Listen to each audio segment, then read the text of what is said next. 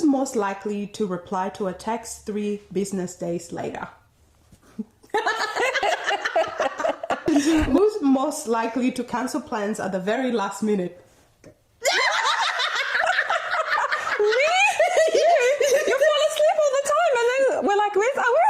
then you be like, oh, I don't feel like it. Yeah, that's true. That's true.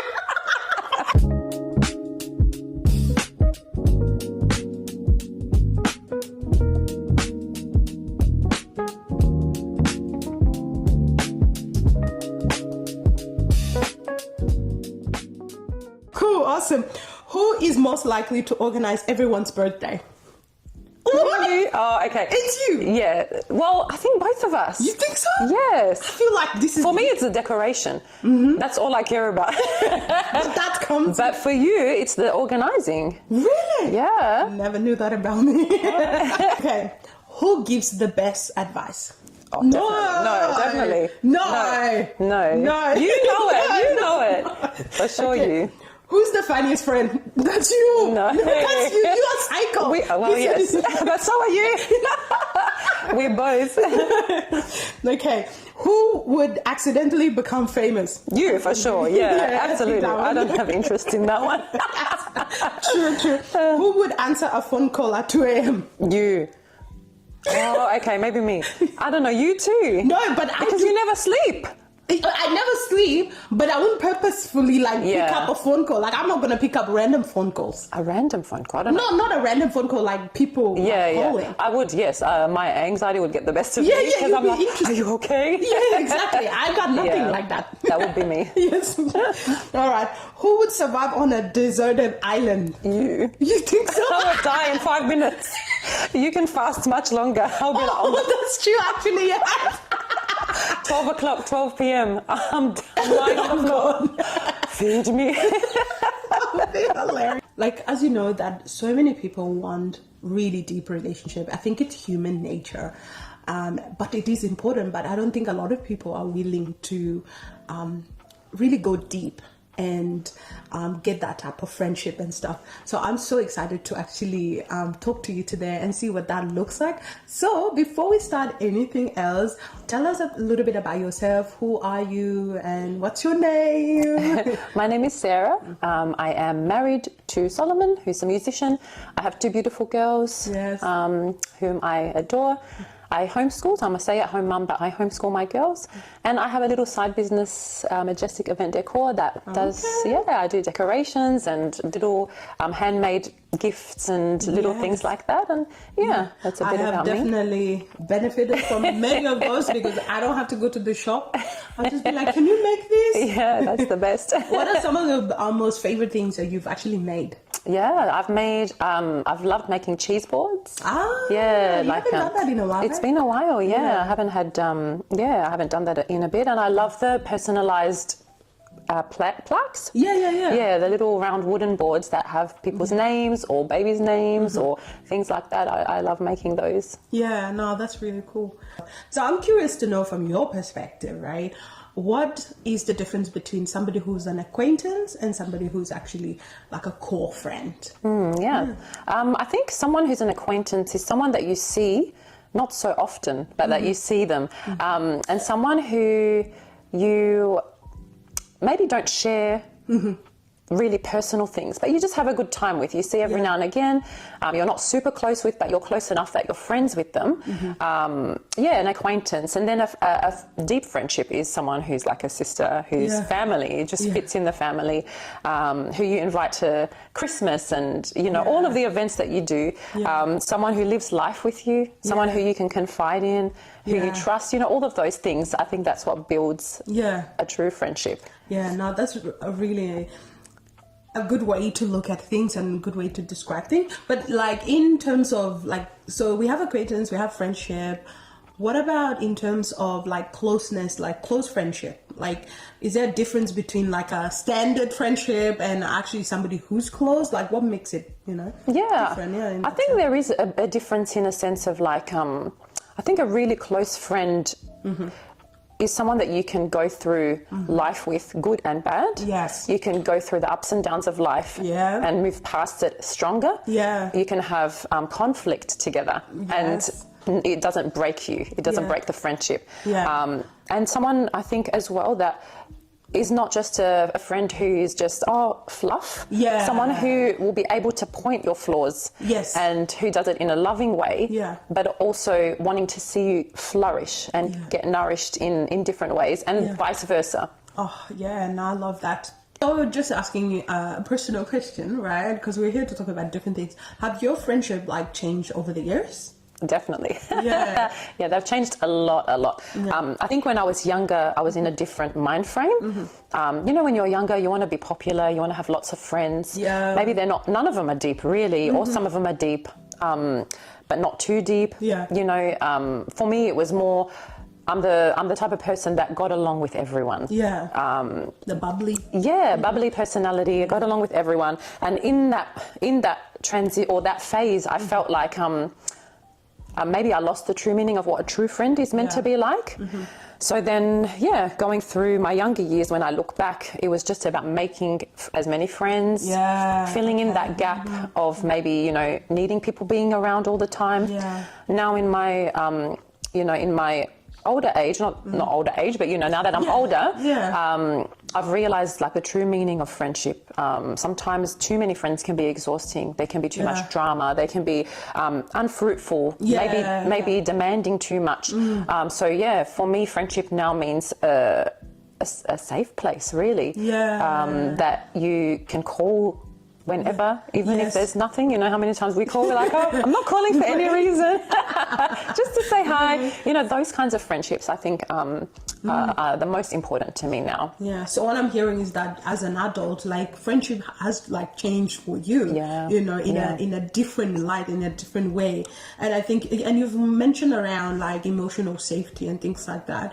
What does that look like for you? In terms of what does it mean to be emotionally safe within a friendship? Yeah, I think being emotionally safe is when you feel like you're yourself. You're not feeling like you're having to pretend to be someone else. Yeah. You're not feeling like you're having to fit a specific image. You're completely and utterly yourself. You can be, when we're together, we can be dressed in anyhow. We could be dressed up or we could be dressed down as much as, possible. Yeah. But it's still natural. It's normal. We could be out. We could be at home. It's still natural, normal. No matter where we are, we're always, we're always ourselves. And I think that's very important, not having to pretend to be somebody else. Yeah. And to be honest, I did see most of the time there's this silly thing you did one time, right? Actually many times.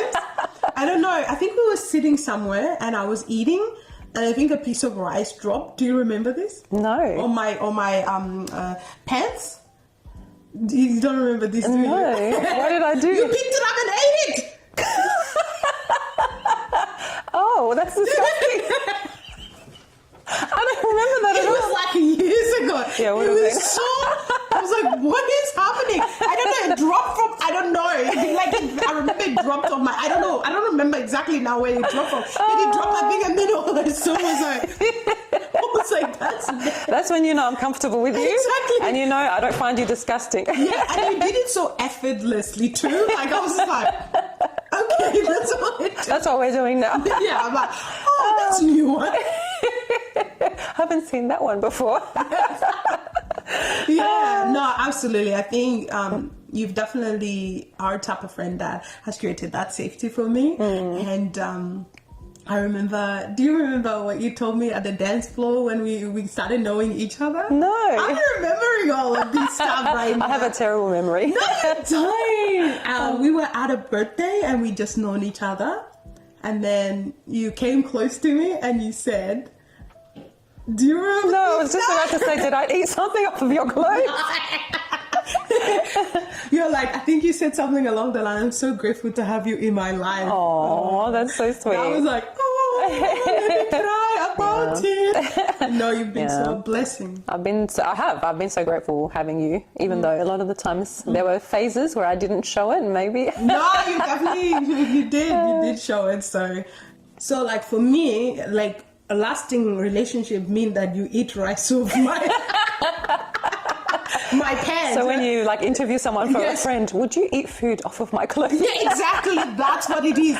What is it for you? Like, what is it that's one quality about friend that makes you say, that's a real one? One quality. Or That's a a few. hard one. Oh, a few. Okay. You can try. Yeah. I think for the most important thing for me is honesty. Yeah. Being able to trust you. Because I think without trust, the relationship can never last. Yeah. Especially for me, like trust and, is a huge, huge thing. Yeah. Nowadays, it's also like character, Yeah. morals, those kinds of things Yes. are very important too. Especially having kids, I need a good example, someone who's going to be a good example for them. And not just them, myself too, because we're humans, we get influenced. So if your character or your morals don't align with mine, Right. it's not really going to last long. Yeah, because your values will continually Yeah. clash. Really. Yeah, that's right. And I think if you really want to go deep down, it also comes down to faith as well. Yeah. Having the same faith makes a difference too, because, it just wouldn't work otherwise. Yeah. Yeah. Not a close friendship. It could be friends, Yeah. acquaintances, but not a close friendship. Yeah. Yeah, because it goes back to those values that Yeah. we really like. We're governed by those things. We're governed by. I think we share a lot of honesty, transparency. It's a Yeah. huge one. Like not only that, can I be honest about this, but what else can I share with you without you having to ask questions about it? I'm forthcoming with it, right? Yeah. Which is like what you're kind of really like. What are some of the things that you feel, or something that you feel that people underestimate about friendship in general? Yeah.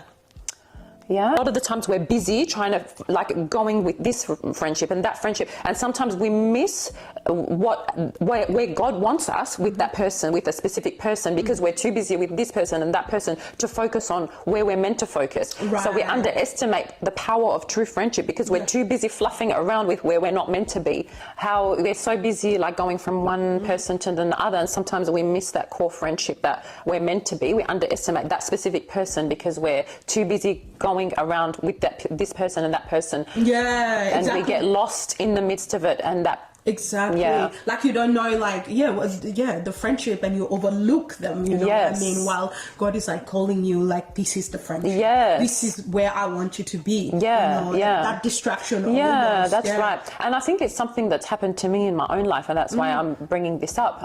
Yeah, definitely. Yeah. No, I'm curious to know a little bit more about that. Yeah, yeah, it's definitely something that I've experienced in my own relationship, actually with you. Oh. Yes, it was with you.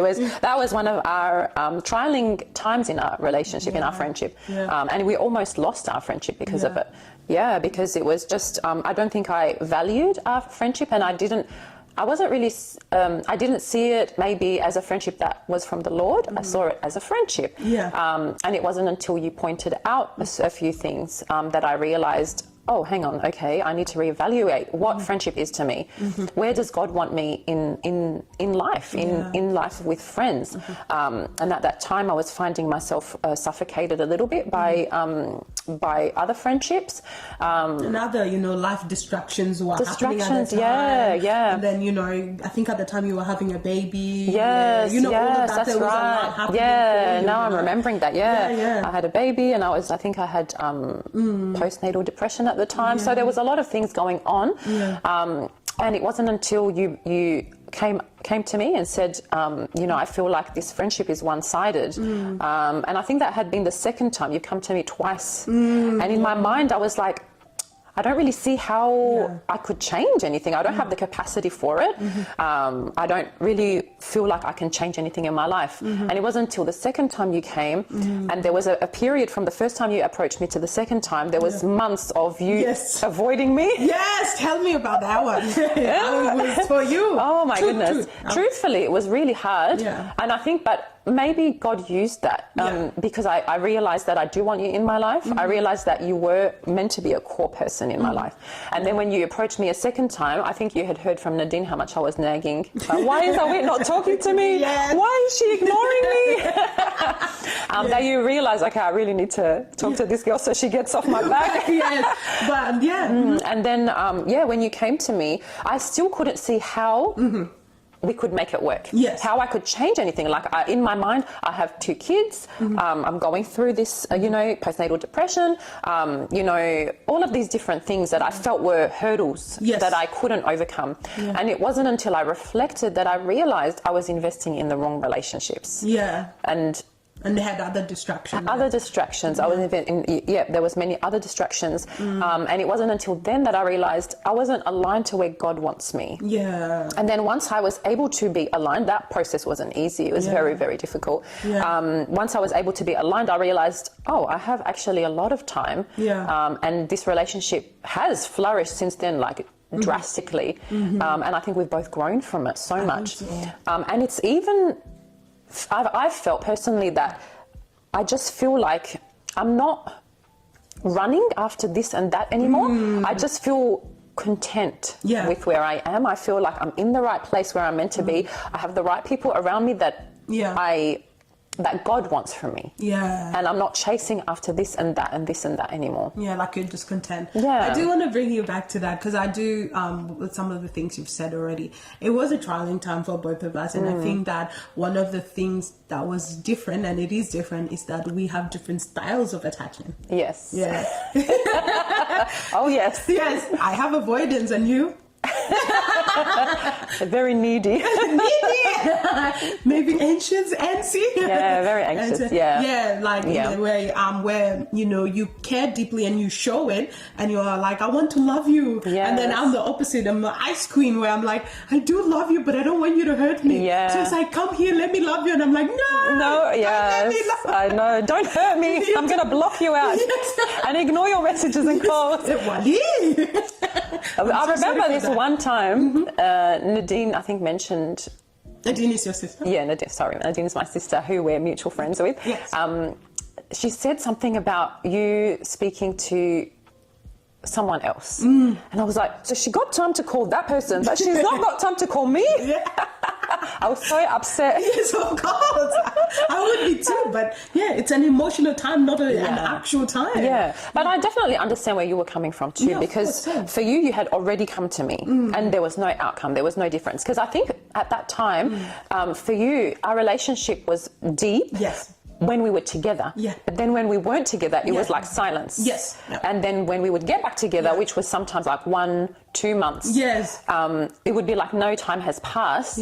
But for you wanted more consistency, which is absolutely like normal, in a friendship, in a relationship. And what did we do to solve it? We cried and we talked. And then practical things that we did. I think you gave... We did a monthly catch-up. Oh, that's right. Yes, we organise monthly catch-ups so that we can make sure that at least once a month we catch up. And then even funnily enough, we started doing that. Then we paused that because we realized, okay, we're catching up more than once a month now because we want to see each other more. Then there was a phase that I felt like we were disconnecting again, and I started freaking out because I didn't want to go back to that place. Then we reassigned those monthly catch-ups, and now they're not they're in my calendar, but we don't follow them because we see each other often now.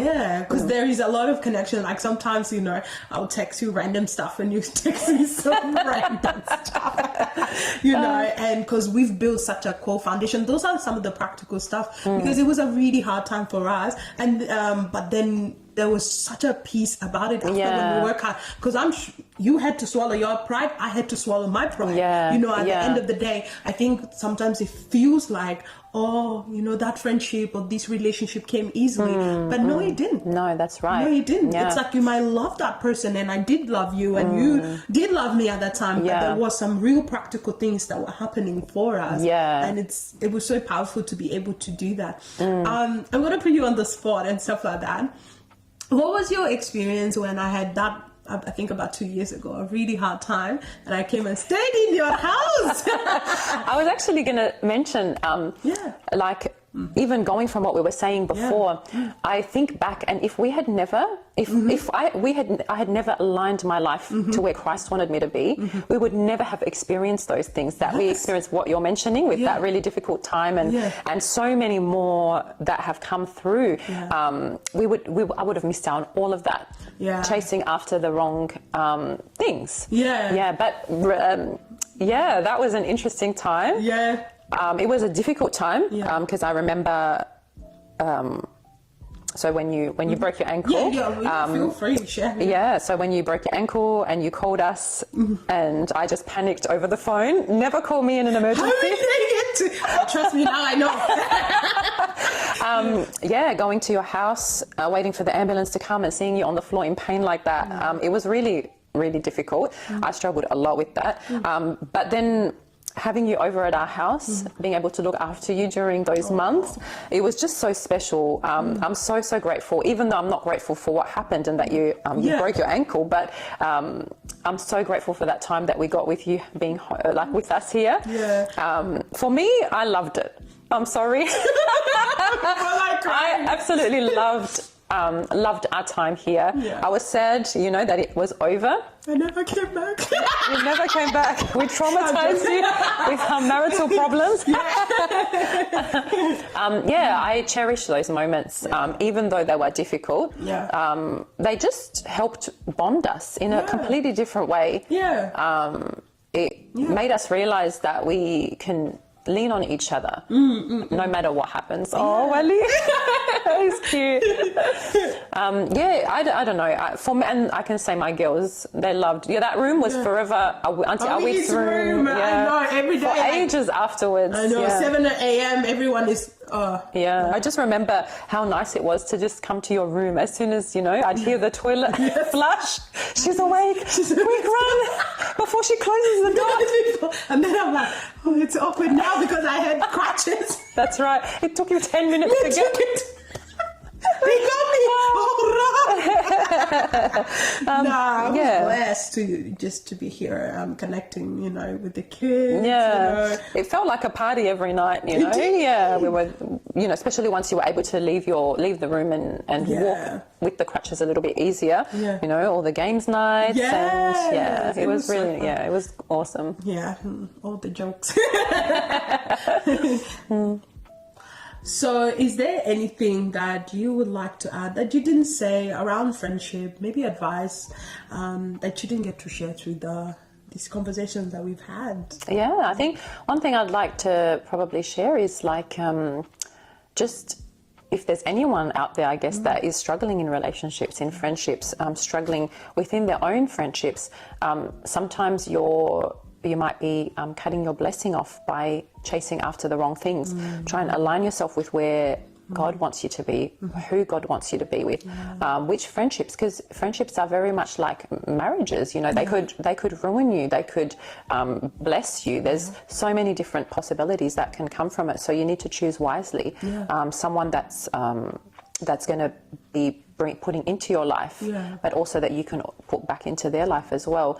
So chasing after the right friendships and not going after ones that are maybe toxic, that you're not seeing. So just be still and figure out what path God wants from you. No, that's really, really beautifully put. Friendship is not just a bonus relationship. It's something that's so powerful that we need in our lives. And because maybe you can add this to what you've just said. Do you still need friendship if you're married? Oh, 100%. I didn't realize this before, but yes, having friends after marriage is so important. Having the right friends, though, is even more important. Because, in marriage, it's different. It's a different relationship between a man and a woman than it is a woman with a woman, because the way we talk, I can't do that with my husband. We talk, but in a very different level. And sometimes I need the both. I need the conversations with him, but I all the more need those conversations with you.